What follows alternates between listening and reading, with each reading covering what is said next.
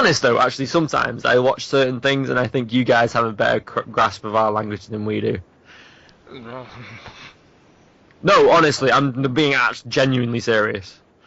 I actually heard once when I was in school taking a drama class, a Shakespearean actor came over, like a guy who did the Globe Theater and whatnot, or not Globe Theater. What's the fucking big theater over there?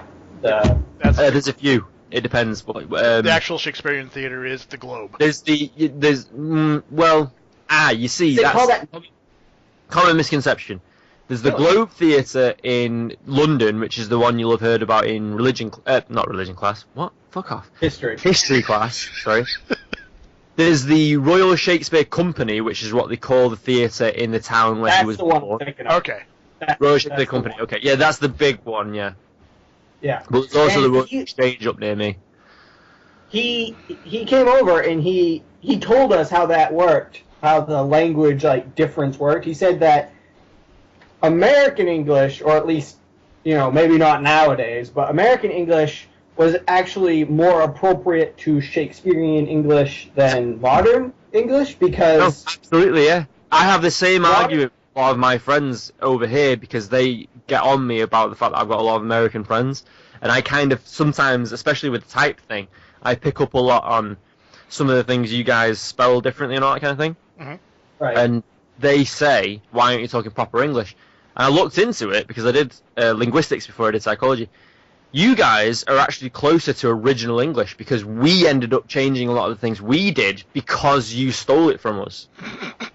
So during that during that whole blue coat, red coat thing, we changed how we said it and spelled it to separate us from you. So you stole it from us and we let you. From what I heard was that, I don't know the origin of it, but I heard that the bigwigs in England, like the fucking, royalty and nobility or whatever, they started talking differently. Like, they started talking more papa, pompous, fucking chip, cheerio, whatever. And, funky. Just let me do it. Cheerio, what are you going chasing the odd fox? Oh, jolly good. Yes, that. Tip. They started talking that way, and because, back then the nobility was like the cool kids, everyone else over there adopted it, but because we were kind of an ocean away, we never got the memo. Yeah, it's like an amalgamation of about three or four different things ended up happening. It's like you stole our language, we let you. We ended up our nobility changed the way they were talking because of what Shakespeare did, because he had a lot of Italian and French influence and so many things. But you guys are actually closer to original English than we are at this point.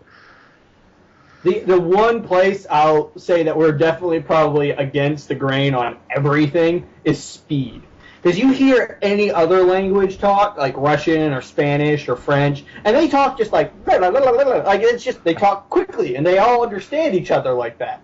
English, yeah. Australian English, New Zealand English, you guys all talk English the same way, or you can anyways. Like, you can all talk it like rapid fire, quickly. Well, I'll give you New Zealand, but Australia? I don't know. Sometimes. Maybe it depends on where in Australia. Yeah, rural areas tend to have a bit more of a drawl anyways, and Australia is like 90%. That's probably true of whatever country you're in, really. Yeah. I can imagine rural Russia even being like, you do not say anything in Russia. You do not speak. That was more Austrian. Whatever. Yeah, that was...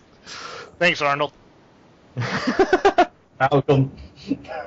So I suppose rural is more of a culture thing. If it's like a slow-paced life, you can have a slow-paced manner. Yeah. I suppose. But New Zealand, it's fucking when I went there, I couldn't understand them. They were talking English. It's just they were talking it way too fast. I remember the first time we got on the plane from Australia to New Zealand, and I was sitting next to an Australian, and one of the stewardesses comes by, and she says something to me, and I just look at her like, what did you just say? Keep on, I'm like 60, I'm a 16-year-old kid. There's this super attractive stewardess talking. And I'm just like, And the Australian next to me, she's cracking up because she's like, you can't understand it, can you? The Kiwis, they don't talk right. New Zealand laughs, says something else, and I'm just like, I don't know what's going on right now. She's like, she asked if you wanted a drink. Oh, yes, Coke, please. Thank you. By the way, kudos on using Kiwi. That's what they call them. Yep. Yeah, it's the Kiwis in New Zealand, the Aussies in Australia, and the Springboks in South Africa. I don't know. Where it comes. Don't ask me where it comes from, James. I don't know. Springboks. It's just the word. It's an animal. Is it Springbok? That actually would make sense. It's like a. I mean, I'm gonna say it out loud. The British aren't exactly imaginative in their nickname giving. Considering that the racists in our country call Pakistanis Pakis. It is a type of gazelle. Yeah, Springbok. I just looked it up myself. Yeah. Having said that, right? Right. It's generally held. Right? Okay. Let me ask your opinion on something. Right. A racist term. What makes a term racist? Ooh. Oh, I'm not sure any of us can comment as we are all white men. Yeah. Okay. Right. Well, I'm gonna give my theory. A racist term is only racist in the context that it originated. Okay. Like, chink is racist because it was used by the people who would manage the Chinese building the railways in America, and it was used as a derogatory term. Right. Right. Nigger for the same reason, obviously. Yeah. It was used as... Honestly, I believe that was a misreading of Nigeria. That wouldn't surprise me because next door to Nigeria is a country called Niger. Yeah. Well, there's also the fact that the Latin term for black is like Negro. Negro. Yeah.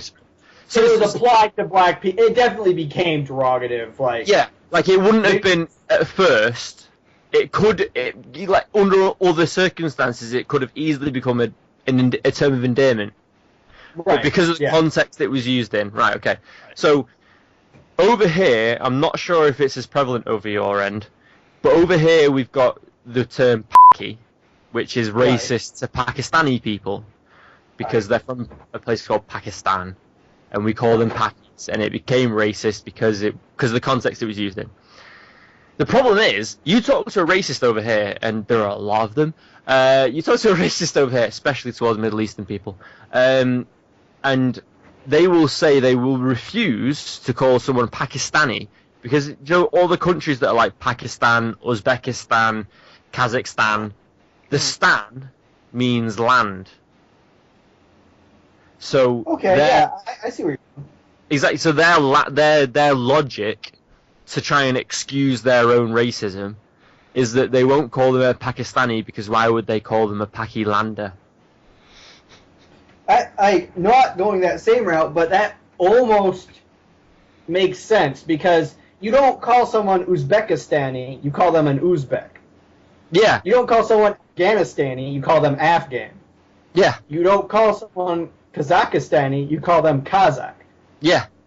Exactly. So the only reason why Pakistani you can't preferred over Pakistani because it's so negatively associated. Exactly. Right. Yeah. No, so I can see that. I had this discussion with somebody that I work with, and it basically came down to the fact that they refused under the exact same logic you came up with, and I was sat there and I couldn't honestly say that they were wrong, which felt really bad because the term regardless of that, the term "p" is so bad. Yeah, no, I can. It doesn't sound bad to me, but that's because the culture over here is so. Yeah, no, it is definitely an over here. Way, you just used the N-word a little bit ago, no problem. I know that's wrong. I just used it in the context of the conversation. Right, I know. I would hesitate. I said N-word. I hesitate to use that word no matter what because it's man, you never fucking know. When we actually first started up this conversation, I was saying N-word. The only reason I'm saying the word right now is because I've had a few drinks.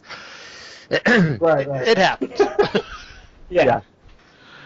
It happens. But no, like I imagine it's more freely said over there, anyways. For some reason, like No. I don't know. I just It's really not. It's really not. It's not. Absolutely. no, like yeah. I will chide myself for having said it tomorrow when I'm sober. If I'm sober tomorrow. If you remember. Whatever. Just remember, Say it that's in my, private. no, that's my problem. I drink, I still remember. Which is exactly why I'm usually not a big drinker. Because I will remember. Trust me on that. I will remember. The handful of times I've gotten really drunk, I don't drink that often. I've remembered it. I might get some of the events order wrong, but I tend to remember every event leading up to when things go horribly wrong. Yeah, no, yeah.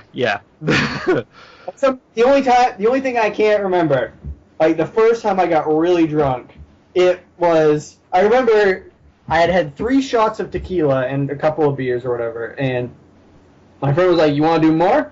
I'm thinking, if I do more than this 3 shots of tequila, it's going wrong. Yeah. So I can't remember how many shots I did after. It was 3, 4, 5. I don't know. Things went wrong. Yeah. Okay. That reminds me pretty much of my story of being the first time I remember being the most drunk is not a sentence that makes sense. Makes perfect The sense most to other drunk. drinkers. Yeah, there you go. No, I was in Spain. I was 18, so that's about 7 years ago. I was 18. I went to Spain with my best mate and his family. And Right. we get this this is you won't know this, but this is the most British thing ever. You go to a place, foreign place, and you end up in a pub that you'd find just down your street back home. We were from England going to Spain. We were in an Irish pub. Let's put it that way. You know, I'm pretty sure that's the same as Americans who go to a foreign place and look for a McDonald's. Fair play. Same idea. There was a McDonald's. I think it might have actually been next door to the place I'm about to tell you about. The place. Smart right there. We were in Spain, and this is like. Do you know where Costa del Sol is? No clue. Right. Yeah, I think. Like, what was that? Costa del Sol. It sounds very familiar, but I can't place it. It must be an English thing because the thing we have with Britain in general is we holiday in Spain a lot, and if you go to a place like Costa del Sol, you'll never meet a Spanish person. They'll all be English. Oh, fair enough. Yeah, it's all English holiday goers, and maybe a few Spanish staff in the hotels. It's basically a town of hotels. If I may, just real quick, I've noticed that. Well, you say that about British people, but I've noticed it with Jan as well. European people vacation in other countries a lot. Yeah, we do. Like just. Well, I think it's a symptom Because of all the Europe. countries are so close over there. No, exactly. That's Yeah, like- I think it's a symptom of Europe because it's so easy as well. Because we're basically to be honest, we are basically a United States that have just basically not said we're a United States. Pretty much, that. Europe is That's pretty America much without it. saying Like- we're the same country. I imagine Spain is kind of like your Florida. Yeah. Because I mean- people go here, or at least up north, like people are like, we're going to go to Florida for the summer. And it's Yeah. like, I don't understand it because I don't know why you would want to go somewhere so warm and wet and constantly hit by hurricanes. But, Exactly. you know. No, I honestly, you're absolutely right. It totally is. But so the point is, Costa del Sol is basically a town of hotels. You'll barely meet a Spanish person in the whole place. It's just Right. English people wall to wall. But we went to a place called Costa Orjuela, which is about 5 minutes southeast of Costa del Sol, and it was just far enough away to be where all the Spanish people from Costa del Sol moved to get away from us. Still opened a hotel. No, sorry, not even a hotel. It was like a gated community of villas that they purposefully rented out to the English people, hoping they could keep us caged into a certain place. It didn't work. Like a zoo. You should be recording this, by the way. Oh, I am. I've been recording for like over 20 minutes now. I do. Oh, have you? The best bits, though. Anyway, so please post this. I will. Bleep out parts you need to bleep out. I will. Trust me. I've done it before. I will link this to fuck on my channel and my blog. Anyway, back to the point. We're in Costa Orihuela, where thankfully there are actually still Spanish people. I was there with one or two people who could just about speak Spanish, and we still went to a bar called Fitzpatrick's. Most Irish name ever. Yeah, that's like the most generic pub name ever. Yeah, I had a friend at school called Fitzpatrick, for fuck's sake. We were there. This going back to the fact of the most drunk I've ever been. Right. We were there in this Fitzpatrick's. I was drinking Southern Comfort lemonades, and my friend was drinking Jack Daniels and Coke. This is before I really got into Jack Daniels and Coke. I just started drinking because I was 18. I just started drinking properly, which is unusual for a British person. Usually British people start drinking about 6. Yeah, similar over here. Yeah. Yeah. And so it got to a point where my friend was smart enough to realise he couldn't handle anymore. So I had my... it was barrel going free as well, so we were getting 2 at a time. I had my double Southern Comforting lemonade, 2 of them. And my friend decided, I can't quite manage this second JD and Coke. So I said, I'll have them. Well, he'd already bought 3 rounds in advance, so I ended up with about 6 of them. On top of my 6 Southern Comfort and Cokes to begin with. Right. So I drank them all, because, Irish, why not? Yeah. Irish and Irish pub, I can't let the team down. Can't let the side down. The end of that night, my friend, I was convinced I was on the phone to my cousin.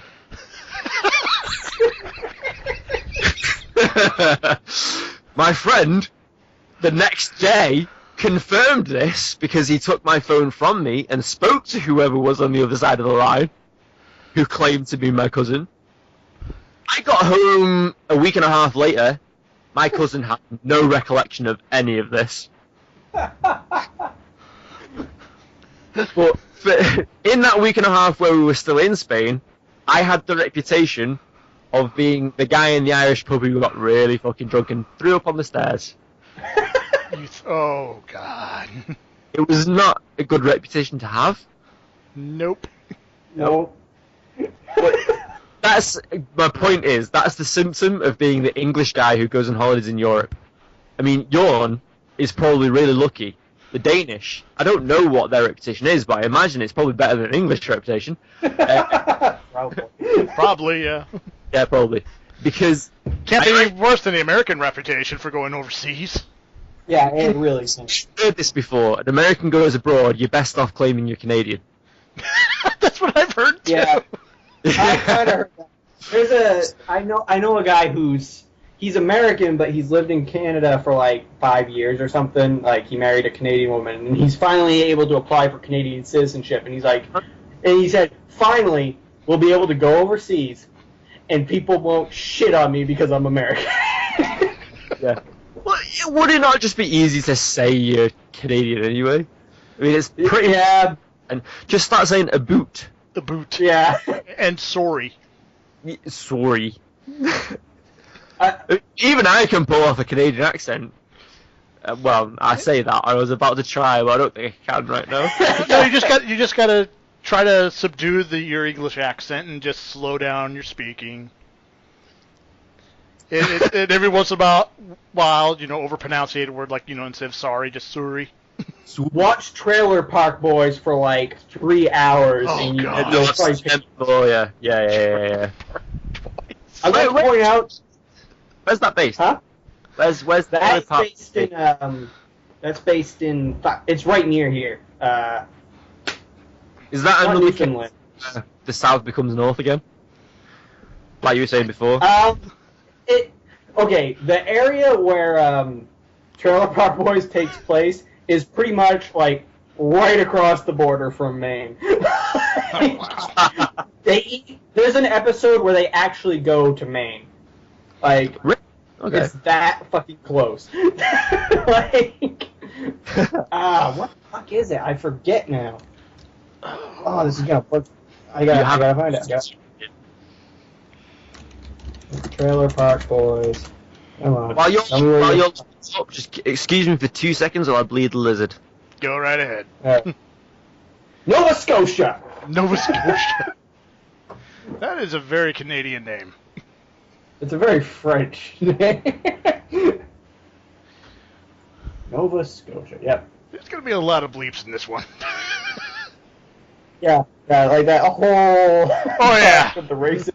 Like we're not even done yet because I'm almost out of my rum, and then I was like, well, maybe I should have eaten something before drinking. Yeah.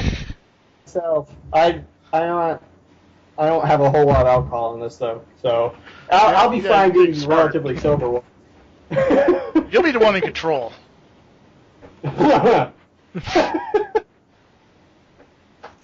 Nonsense. I've noticed since I've stopped going to Hood Slam as much, my tolerance has gone down quite a bit.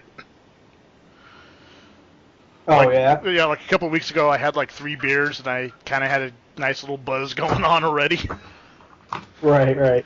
Beforehand I could drink like, a case of beer and be fine. Right. Yeah, that's a long time ago for me. Sorry, I just snuck back in there. No problem. I was just saying, since I stopped going to Hood Slam, my tolerance has gone down quite a bit. Was Hood Slam your wrestling thing? Yes. Yeah. I believe I put up a link or two someplace. Yeah, you have. Crazy. I've watched a couple of videos. There was one. There was a guy in a mask and a guy in a ponytail who was just wearing trunks, speedos, I think. Mm-hmm. That was a while ago, though. That would have been one of my former roommates, the Riv. That sounds familiar. Yeah. Yeah. I'm currently still living with Ultra Girl Brittany Wonder. I've been kind of teasing the idea of doing her gimmick is she's like a superhero. Oh, that's good. Right. And I was kind of like debating doing the thing about, kind of like a silly little web series about a superhero and a supervillain living together as roommates. That's good. I like it. Do you know what I actually miss, Jamie? Jamie? Sorry. Jamie? That's somebody else. That's somebody else. It's right over here. If you call James, you call Jamie. I'm sorry. Oh, okay. But I will remember that you're James because you're not over here. Sorry. Anyway, James. Yes. What I miss is your friend that was doing Carl's house. Oh, yes, Carl's I'm gonna house. tell you that was fucking hilarious. Yeah, we kind of had I don't want to say a complete falling out. But that's what it was. No, it's just okay. Mostly because it was a scheduling thing. Right. Yeah, no, you see, yeah, that happens a lot. That's one of the main reasons I don't do Roger's podcast anymore. Mm-hmm. Right. Roger, a mutual friend of ours, obviously. Yes. There's one of the main reasons I don't do his anymore is because with him being where he is, and because he's recruited so many other people to it, he's got an Australian, he's got another guy that's somewhere in the... where's Israel Pacheco from? He is from the United States. I believe he's from the Florida area. Florida, that's the one. So East Coast. East Coast, yeah. It's just time zones. He always wants to do it at a time where even if I did take part, it'd get so far through it and I'd be fucking knackered. Knackered. Yeah. I like that word. Yeah. I try to use it, but I always forget. I find that it's a very British word. A word that I think is kind of British that I like to use is shambles. Shambles, yeah. Okay. Shambles. Absolute shambles. I love using that. I love saying this is the shambles. We've just become a shambles here. Yeah. No. Yeah, you're using it absolutely correctly. Just gonna let you know. I figured, because I'm pretty sure I got it from Gavin. Gavin is like my source of just British terminology. And No, granted, it's always 50-50. Half of what Gavin says isn't even a word. No, absolutely right. Fleb scribble. Yeah, absolutely. It's a southern thing. At least when the northerns think up slang terms, it's an actual word. Right. But my absolute all-time favorite saying to go to is bloody hell. Yeah. I tend to do that a lot now. I use bloody pretty frequently, and it's not even like I'm trying to be British. It's just, I think I've talked to just enough British and Australian people, and seen just enough British and Australian things that it's just worked into my vocabulary, and it's just something that happens now. And vocabulary? Yes. I kind of burped there while talking. And I'm like, can't slow down, just gotta keep going, power through it. But I always feel really stupid. I always feel really stupid when I say bloody and like there's an actual like British or Australian person, because then I feel like, they're gonna think I'm being stupid and American and just trying to copy them, and it's like. See, that's the thing that I find with Americans that try to be really British is they come across their friends will think they're coming across as pretentious, trying to be British. Yeah, and I'm not. I swear. It's just when you watch or listen to certain things, you pick up on it. Yeah, you do. Yeah, absolutely. It's like what I was saying before about I think I said a little while ago about how I pick up American terminology from chatting to you guys.